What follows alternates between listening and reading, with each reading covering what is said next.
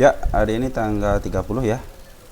Masih di tukar pikiran ya. Ada emiten GTRA, Geraha Prima, Sukses Mandiri ya, logistik dan pengantaran. Baik, teman-teman, sebelumnya ini bukan ajakan menjual dan membeli ya, seperti biasa ya. Kita ini sini tukar pikiran, siapa tahu pikiran saya dengan teman-teman ada yang sama ya. Kalau ada yang berbeda ya silahkan dikesampingkan, siapa tahu besok-besok bisa diambil ya. Geraha Prima Sukses Mandiri memiliki kegiatan usaha utama yang bergerak dalam bidang angkutan bermotor untuk barang umum. Memiliki 2 kantor cabang, Jalan Bantar Gebang, terus ini Jalan Manis Raya ya, kawasan pergudangan 3M, Tangerang, Banten. Nah, logistik intinya gitu ya.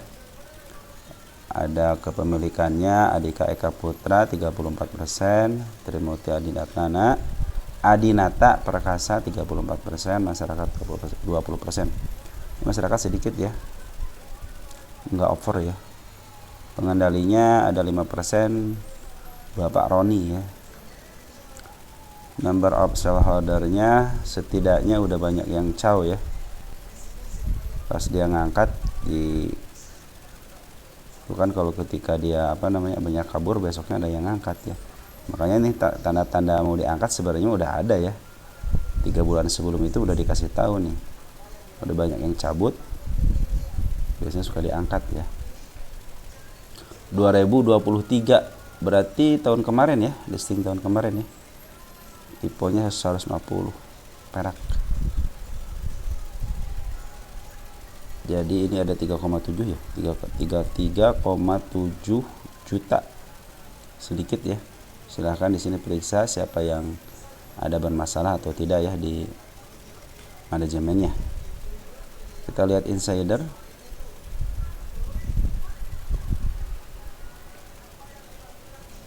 Insidernya nggak ada, berarti bagus ini, dia tidak butuh duit.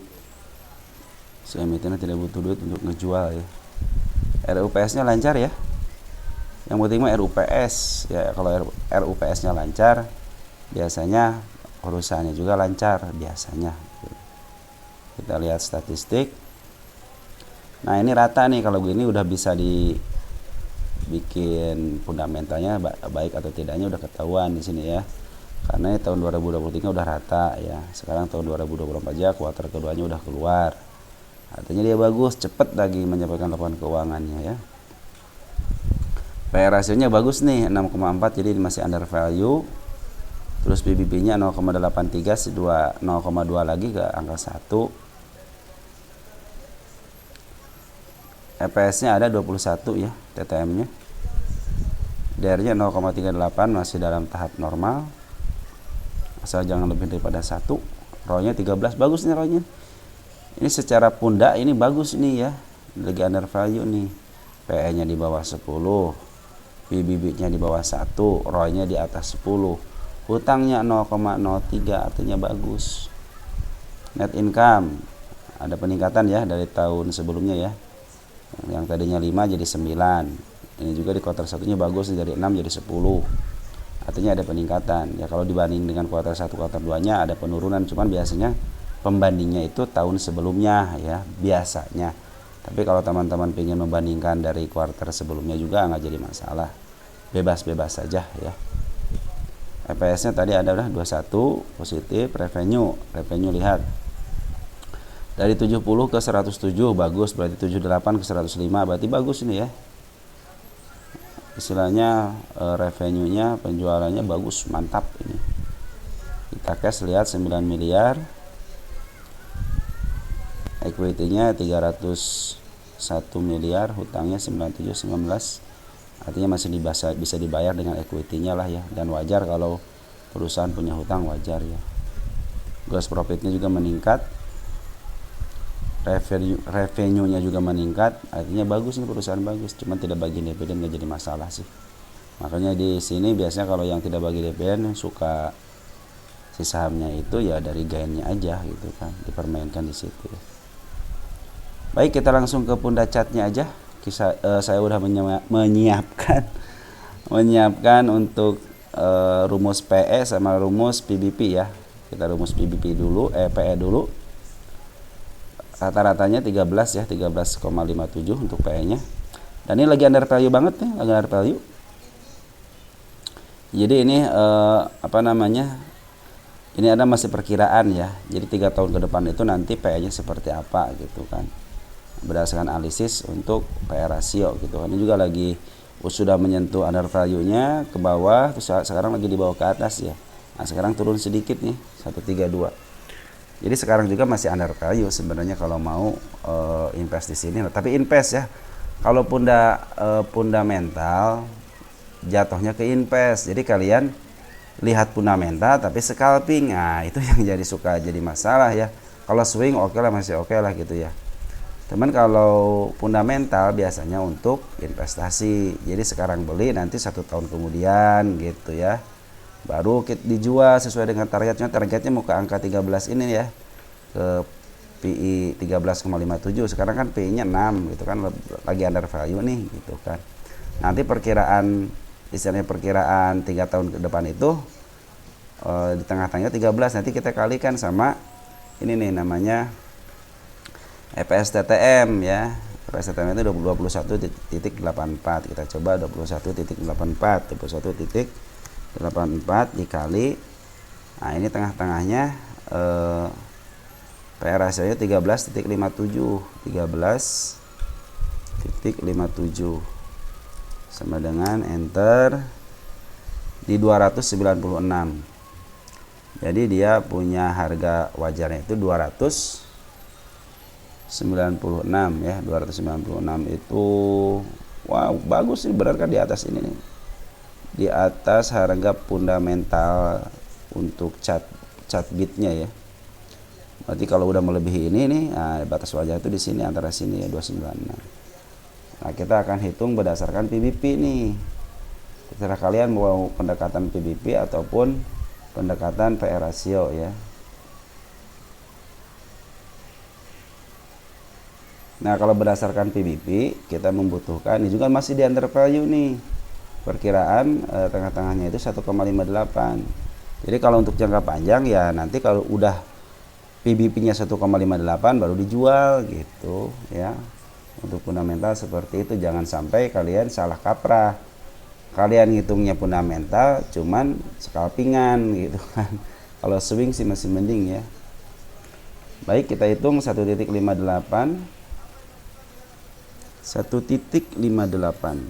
dikali, nah ini butuh yang namanya harga buku. Harga bukunya itu berapa nih? Nah ini harga bukunya nih ya, 159.05. 159.05. Kita cek lagi 159.05. Benar ya. Kita kasih sama dengan di enter 251. Nah, kalau berdasarkan PBP di 251 berarti pas banget di area sini. Nah, kurang dari punda cat ini sudah harus dijual gitu, karena harus ada harganya udah di harga wajar. Nah, apalagi kalau udah melebihi ini berarti udah over.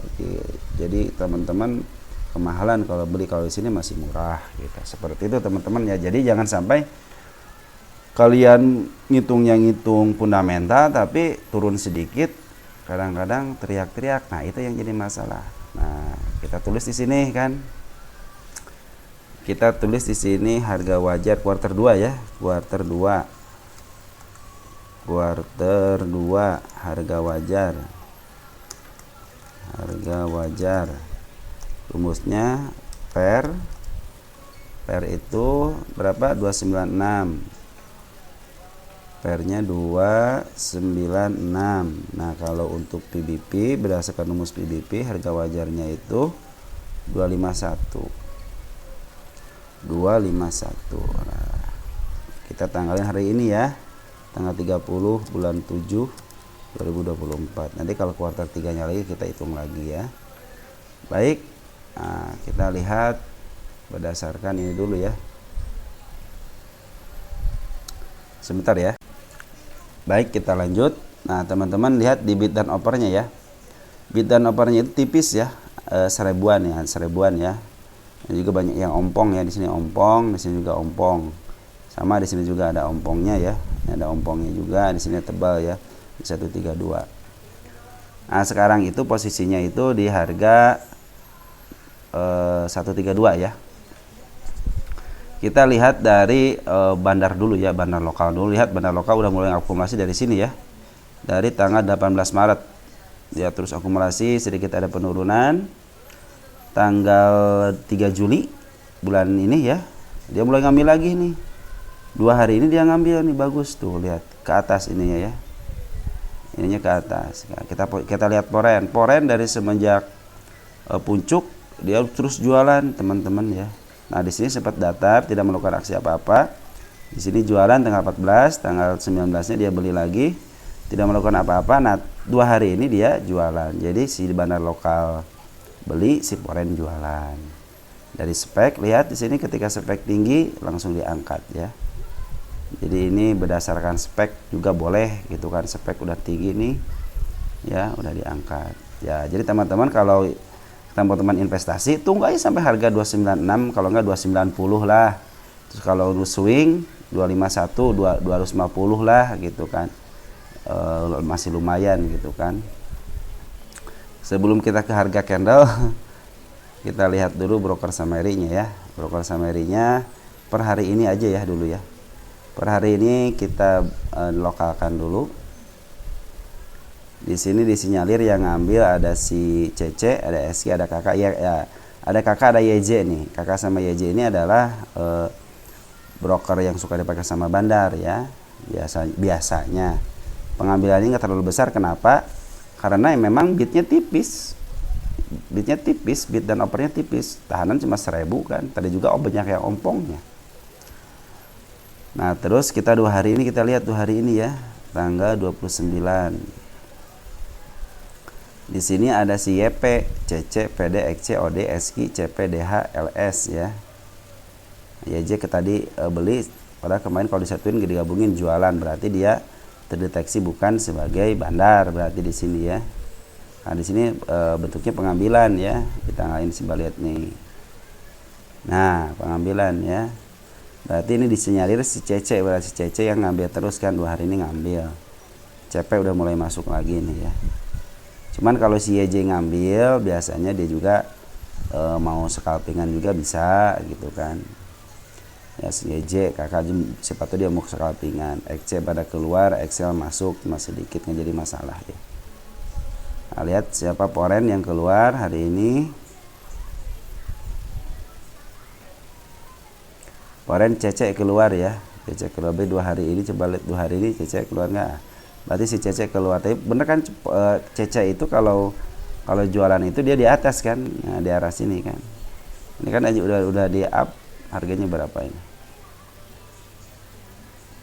22%, ya udah lumayan kan 22% kalau istilahnya ngambil gitu kan dari bawah gitu kan. 22% kalau sekarang lagi jualan ya wajar lah gitu ya, poren jualan wajar.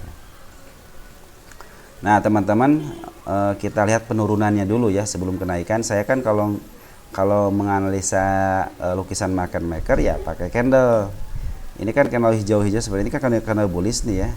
Cuma dia open gap. Makanya hati-hati area yang paling bawahnya di sini nih 101. Yang kedua di 109. Dia kan open gap nih. Dari sini langsung ke atas. Di sini juga langsung ke atas. Jadi hati-hati area 108. Terus ada 101 sama yang terbawahnya itu ada 97 ya. Sekarang dia pas candle merah dia open gap ke atas ya, candle bullish cuma dia gak mau diangkat. Akhirnya diangkatnya kemarin ya, tanggal 29. Nah, sekarang lagi ada pembuangan, cuma pembuangannya disertai dengan pengambilan. Apakah dia mau jualan si bandar lokal? Bisa jadi mau jualan gitu kan, karena dia udah ngambil 2 hari. Kalau dia jualannya ya tidak melebihi, istilahnya tidak turun lagi, ya mungkin pertanda baik ya. Ini harus ada, jadi setelah naik turun dulu sebentar baru naik lagi, itu lebih bagus gitu kan, daripada naik tiba-tiba digejret gitu, dibanting ke bawah gitu kan. Nah, sekarang targetnya kemana teman-teman? Lihat ada candle warna merah tinggi. Nah, ini nih, kalau ini harga candle ya di 198. Mudah-mudahan bisa menembus 198 karena udah ngasih tanda di sini nih ya. Ini kan gap juga nih, gap open gap tapi dia longsor. Ya. Di 19 berapa tadi? 198. 193 ya. Coba lihat 194 ya. Pas di garis MA 200-nya. Nah, sekarang juga posisinya lagi golden cross nih ya, antara MA 10 sama MA 20 udah bersatu. Yang biru itu adalah MA 10, di bawah yang kuning MA 20. Udah mulai di atasnya udah golden cross nih. Mudah-mudahan sih dia bisa melanjutkan ke atas ya. Menuju candle ininya Bu. Candle apa namanya? Candle 194-nya ya, atau enggak garis MA 200. Paling tingginya kita lihat di sini tidak ada yang paling tinggi nih ya. Di 400-nya enggak ada. Paling bisa mengarah ke arah sini juga nih. 223 karena di sini candle merah juga sama ngasih tanda nih ya. Sama di sini ada gap 1 nih, di gua sama nih. Dia open 1 tick padahal nih. Jadi tidak akan lebih dari 319 ya berdasarkan candle. Cuman kalau berdasarkan PBP di 296 itu di harga ya antara sini ya, hampir dekat dengan candle kan. Di bawah candle merah ini kan, di sini ini ada open gap dikit nih, satu tick ini sebenarnya 1 tick. Ya, seperti itu. Jadi teman-teman di sini kalau saya punya harga candle, mungkin kalau teman-teman punya harga wajar, kalau saya suka mengadakan candle aja untuk kenaikannya sampai mana. Penurunannya juga sama, saya suka mengadakan candle juga ya. Di sini coba lihat ada gap nggak? Kalau di sini nggak ada gap berarti bagus ya. Nggak ada gap di sini, bagus berarti nggak ada gap.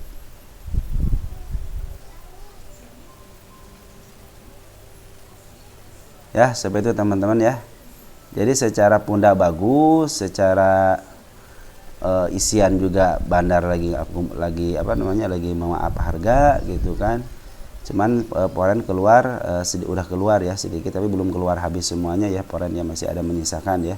Ada 9,2 miliar lagi nih ya yang warna biru ini. Ya, seperti itu teman-teman, mudah-mudahan dengan GTRA ini karena fundamentalnya sangat bagus karena masih di under value-nya, mudah-mudahan bisa sesuai dengan harapan ya, bisa ke harga pair atau enggak ke harga PBP-nya ya, atau enggak ke harga candle-nya di 195 ya. Oke, segitu aja teman-teman, mudah-mudahan membantu teman-teman ya. Yang punya emiten ini silahkan analisa lagi, siapa tahu analisa kalian dengan analisa saya ada yang sama ya. Kurang lebihnya mohon maaf dan salam saya teruntuk keluarga kalian di rumah. Oke ya, ciao ya.